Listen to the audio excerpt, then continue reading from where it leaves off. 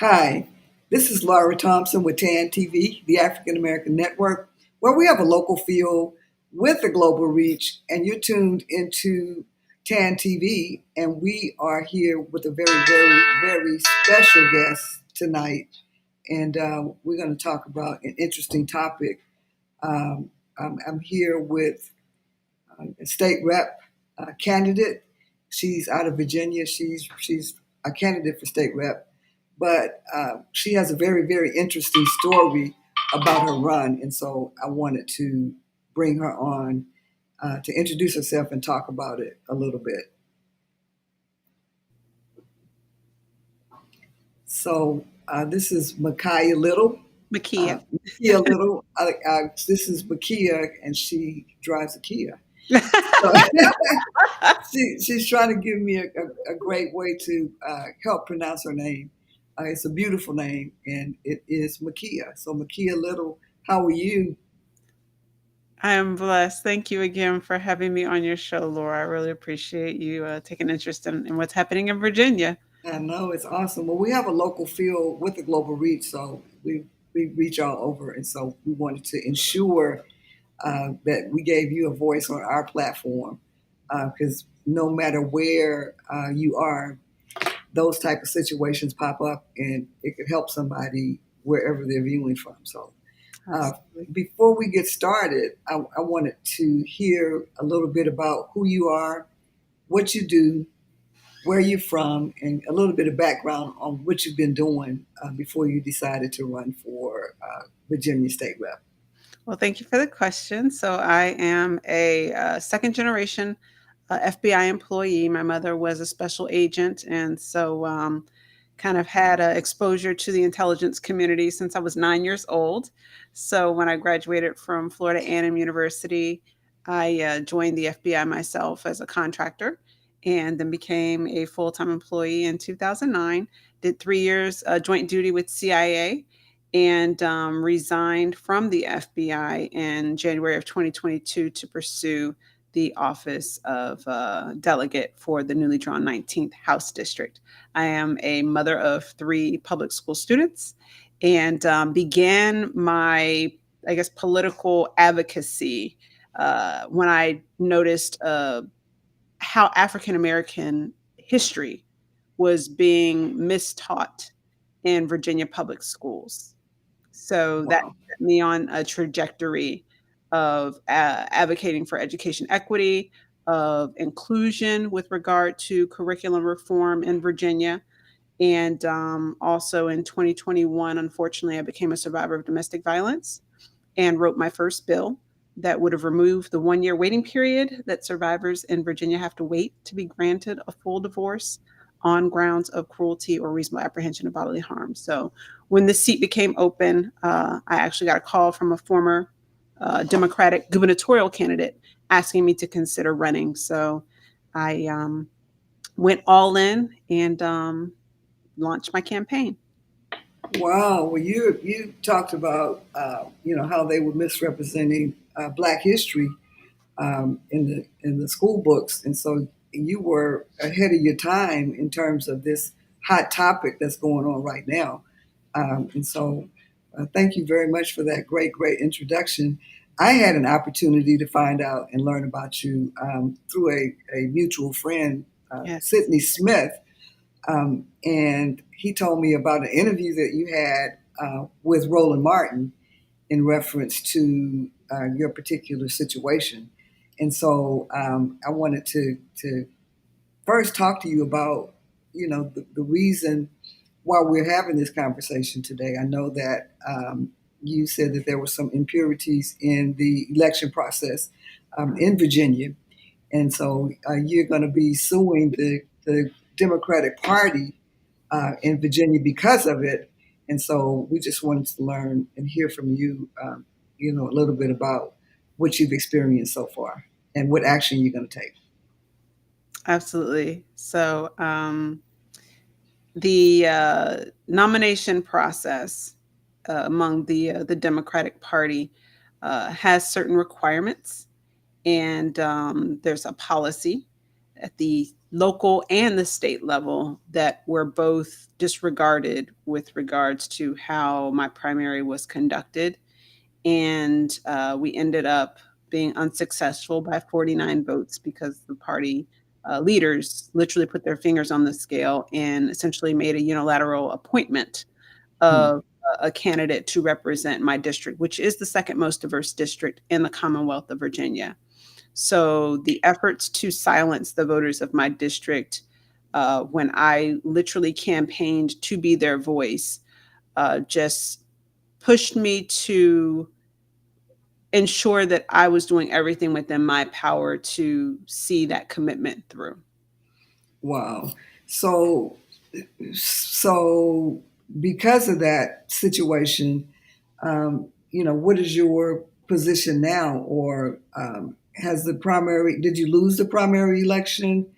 Ye Um, are you, yes, we lost by 49 votes, and so, we filed our lawsuit asking the courts to allow us to be, placed on the ballot or extend the deadline for us to file as an independent candidate.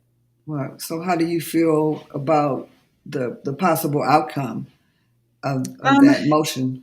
It's gonna be tight, and so, we're kind of prepared to run a write-in campaign at the, kind of the last-ditch effort, but I believe it's a battle worth fighting to ensure that we uphold democracy at the state and local level. Wow. So I've been snooping around on your Instagram, and I noticed that there's a lot of activity on there, and you appear to have a lot of support. So the city that you live in. So what is the population of voters that are eligible to vote in that area? Well, my district has 87,222 residents. Wow. Approximately 42% of those are registered to vote, but only approximately 3,000 participated in the primary. And for us to lose by 49 votes, there are a lot of voices that remain unheard. And the participation rates of primary voters is a space where we feel voter education is sorely needed, not just in Virginia, but throughout the nation. Well, I think that's correct. And so, I had an opportunity to watch a portion of your interview with Roland Martin on Black Star Network, and so I wanted to kind of show a little bit about what his position was on it or his line of questioning, if you don't mind. Floor And is yours. but I'm gonna leave the screen a little bit and bring you on by yourself, and I want you to give us your feedback on how you felt that interview went, and then we'll bring him on to talk about it a little bit. Okay. So go ahead.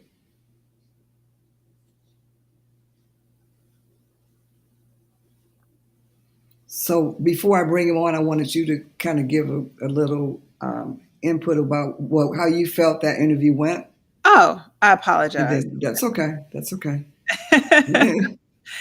Yeah, so I have a lot of respect for brother Roland Martin, and I also know that he's the kind of journalist that does their research well in advance and expects his guests to do the same, because his questions are usually very pointed and direct. And so I had done research on his recent book, which is entitled White Rage, and actually saw my lawsuit as a response to his call to action, that he writes about in his own book.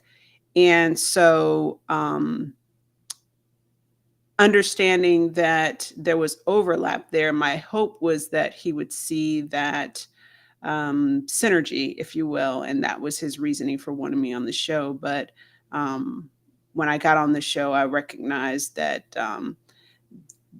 it wasn't the usual Roland Martin, where he seemed to not understand or um, have misunderstandings about my lawsuit, which I'm sure he read in advance. So it was just a little disappointing that he seemed to be more defensive of the party and the brother that I was running against versus what actually happened. So just disappointed in the lack of journalistic kind of integrity. But I understand everyone has their interests. So we're going to bring Roland on, the interview that you had with Roland, and just show a little bit about, what he spoke about for the audience. Yes, ma'am.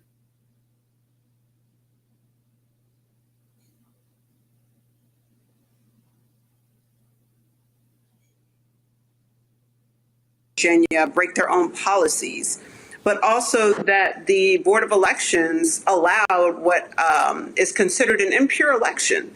And not only has this been done in my race, by the way, I'm still running, not only has this been done in my primary, it's become a pattern and practice in Virginia politics where if the Democratic Party perceives any non-incumbent as a threat, your paperwork suddenly disappears and you somehow disappear from the ballot. And based on the research that I've done, it has become what you identify as white minority resistance, because I believe the same way that white Americans who are drunken by power recognize that the browning of America is inevitable. What they've done is essentially position themselves to maintain power and control by, I'll call it sponsoring. Sponsoring people of color to run for certain positions.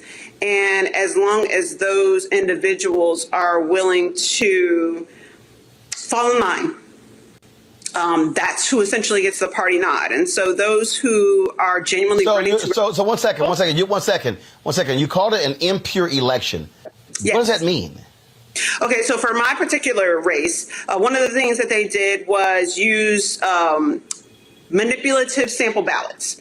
So when most Democrats go to the polls in the fall, which is when most of us vote, a lot of us don't vote during primaries, we are used to receiving some sort of sample ballot, like a blue piece of paper with names checked as far as who has received the party nomination. They use that in a primary while wearing official committee gear. These are panoramic doors, and they're beautiful and wonderful, especially when they're easy to operate. Let me show you how. You're going to grab the handle and turn clockwise, and then push down. So we were running that from.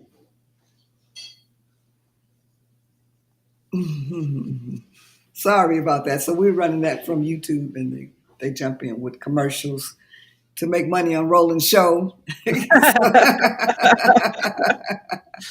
So how do you feel about?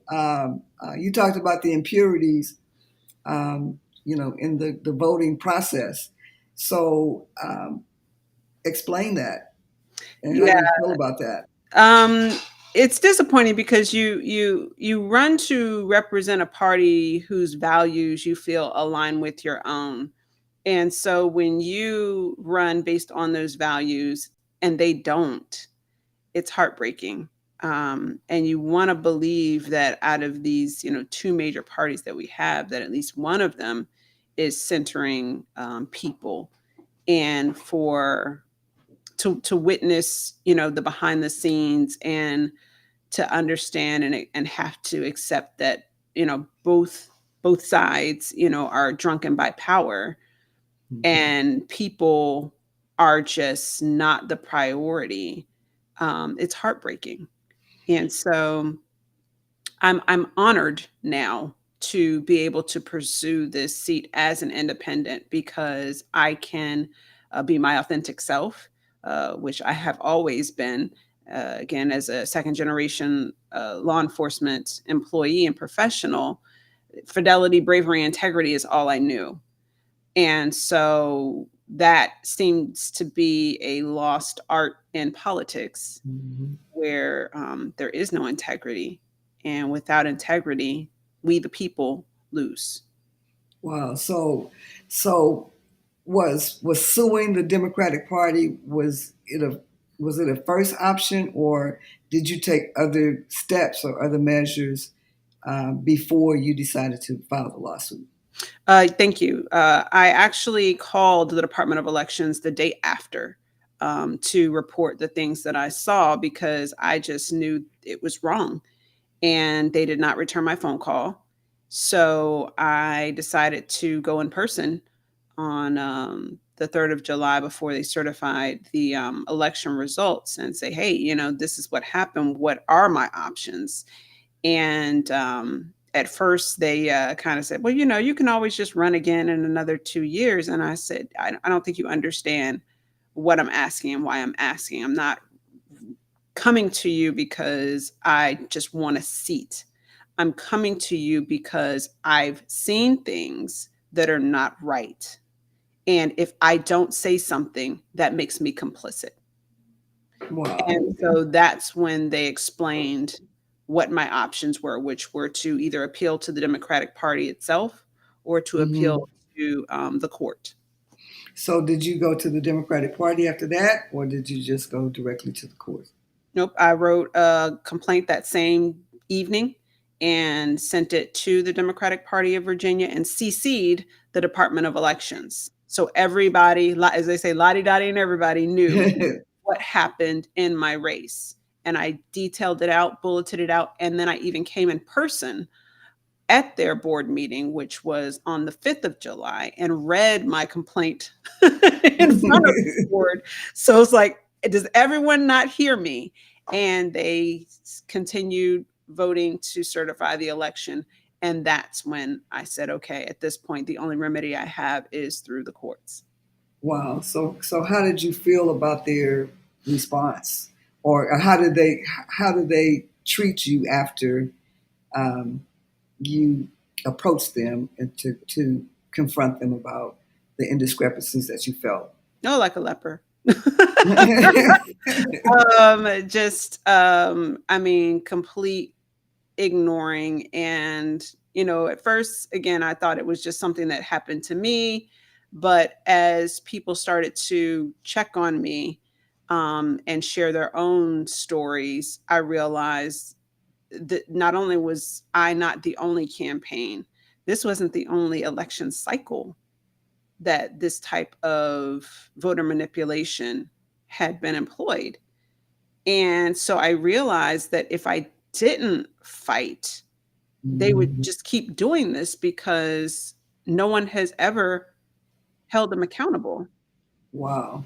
So that's awesome, and it's very courageous of you, and very noble for you to take that position. A lot of people believe things and feel that they've been dealt with unjustly, but they don't really say anything.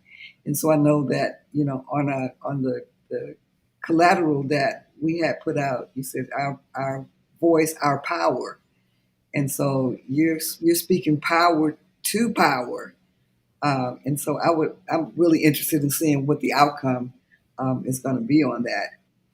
And so, do you know how long the process is going to take, and when you may hear something back?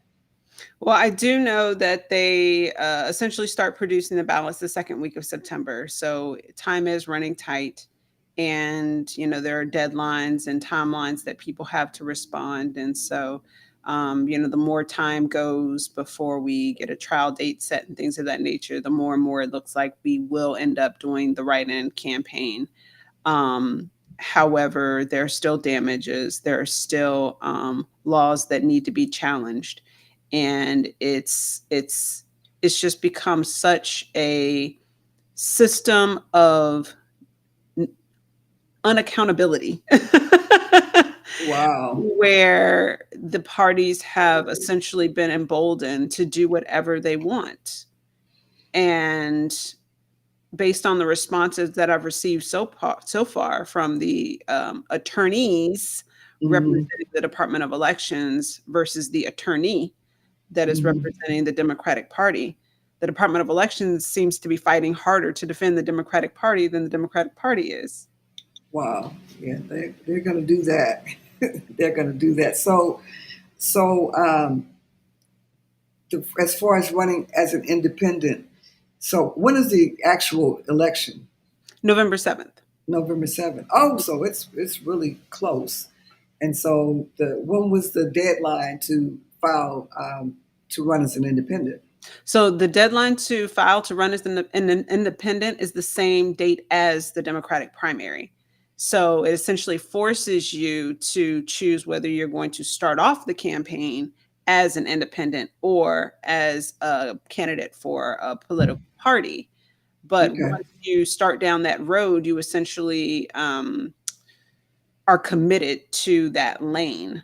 And so, because the Democrats are the ones who called me to Mhm. run, it's like, why would I consider running as an independent? Because you assume that obviously they're going to follow their own rules. Um, Right. and so, it wasn't until literally the day of that I realized that they just are not committed to their own policy.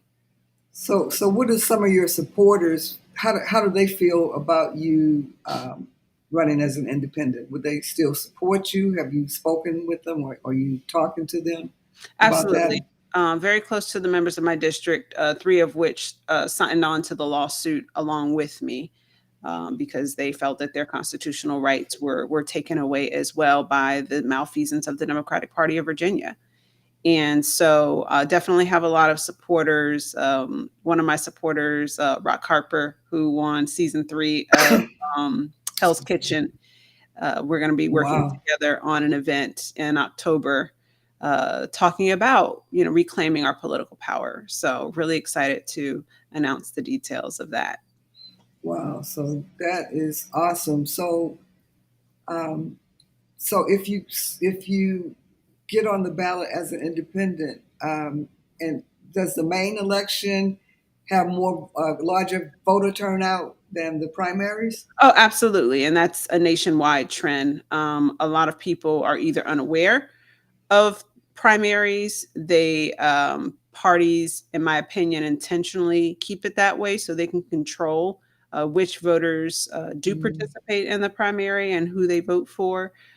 So again, I think that's where the voter education with regard to primaries, if you are going to support a major party candidate, start researching during the primary election phase so that you actually have a voice in who is going to be vying for that seat.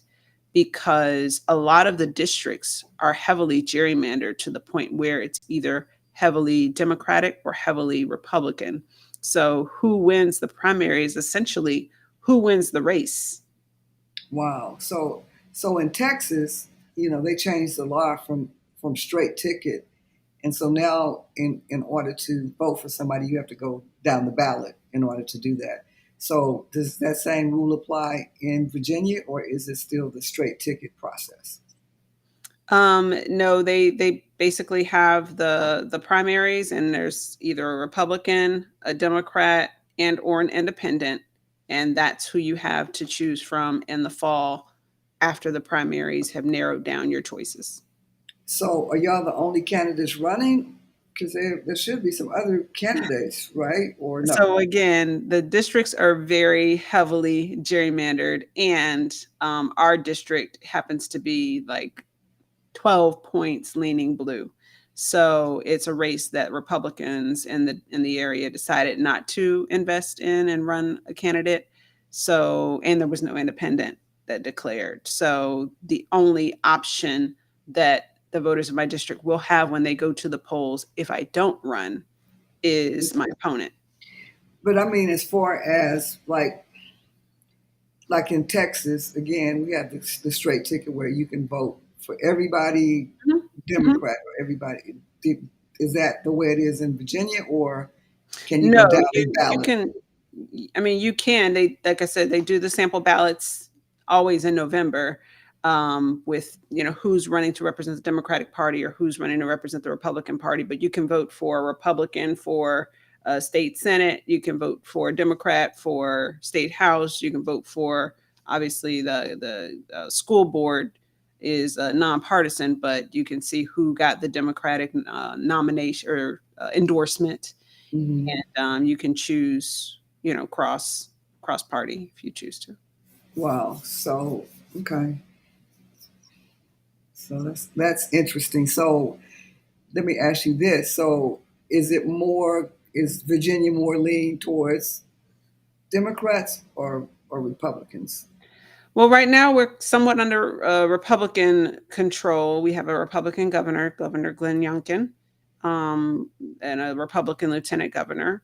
We also have majority Republican representatives in the House of Delegates, but that's also because the last election cycle we ran off of outdated maps. Wow. So, because of COVID, the census was delayed, which delayed the redrawing of the maps, which had us running on old maps for the last election, which flipped the House from blue to red. Wow. So if they had another option, the Republicans would possibly vote for you, or so you had 3,000 voters to come out roughly for the Mm-hmm. primaries. Mm-hmm. And so about how many voters come out or turn out for the general election? So that's math I'm still doing.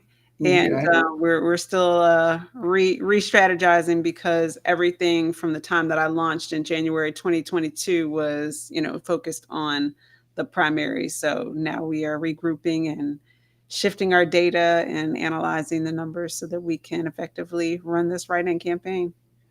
Well, I wish you well. I know that you've had some write-ups and some in print media. You interviewed uh, on a lot of different outlets across the state of Virginia. Now you could say across the country, uh, and Thank so we would love to help you spread the word. This is a very compelling story, a story of bravery and courage and consistency and persistence, and integrity. And so, personally, if I might say, I'm very proud of what you're doing and the fact that, you're bold enough to stand up and say, hey, this is not right, and then actually do something about it, because a lot of people, and most people wouldn't take that position. And so, before we go, we have a little bit of time left before we go. If you have any final words to tell our viewing audience, this is an opportunity for you to do that. Well, I appreciate the uplift and encouragement. It is a uncomfortable battle, but as my first political mentor, the late Elijah Cummings, said to me, we who have benefited from an education, it's up to us to grab a hold of issues and run with them.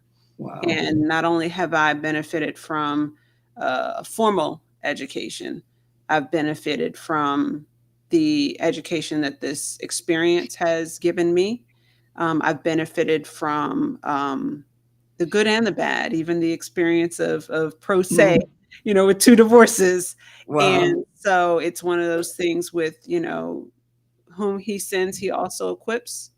And because I had everything I needed to stand up and take on this fight, I feel like it's a responsibility. So I thank you for offering your platform and for helping to spread our message. And I ask all your viewers if it's in your heart to help support our battle in Virginia, which I genuinely believe will help with democracy everywhere. Visit our website at makyalittle.com. That's MAKYALITTLE.com. Donate, sign up for updates, and follow us on social media at Makya Little. Wow, she's got an awesome Instagram page. She keeps it updated. I don't know if she schedules it or if she's got someone doing it for her, It's but called caffeine. Thank you. but I just wanted to say that I applaud you. And what you're trying to do is possible. I ran as an independent, and once individuals found that I got on the ballot, all hell broke loose.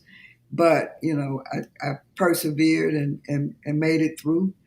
won a interim seat as an independent, had an opportunity to get on the ballot, but the opposite happened to me. Instead of like you're suing the Democratic Party sued me. So you can imagine, a group of people, coming together to ensure that, people didn't have a choice. Yeah. And so I applaud you because you are giving people another option. Apparently, everybody didn't want this individual to win. And so that's an opportunity for you. So you just have to work hard and go out there and beat the pavement and, continue to build relationships with people and get the word out. And so we'll be happy to do that for you on TAAN TV. And so thank you so much for joining us. If you want to come back on before the election to give us an update, we'll be happy to talk to you about it. So you've been tuned into TAAN TV, the African American Network, where we have a local feel with the global region. We've been here with the phenomenal Makya Little, and she's on the battleground, so she needs our prayers and our support. And she's also a public speaker as well. And so just briefly, if you could tell us about your public speaking opportunities. Yes, so I'm a certified diversity, equity, and inclusion practitioner who is also a survivor of domestic violence. And October is National Domestic Violence Awareness Month, in addition to National Disability Employment Awareness Month. And I previously served as the accessibility chief at CIA. So, kind of wearing both of those hats, I am currently booking for conversations for October, but anything in the education equity space, executive coaching with regard to inclusive leadership, those are all my jam. And that information can be found at Moretta Creations, MARETA creations with an S.com. Wow. So we look forward to her getting on the ballot, whether she has to write it in or as an independent. We hope that she wins the case. And we look forward to speaking to you some more. Again, you tuned into TAAN TV, the African American Network, where we have a local feel with a global reach. And thank you so much for hanging out with us for a little bit and telling us a tidbit of your story. Thank you, Laura. It's more to come. Have a good evening. You too. Bye-bye.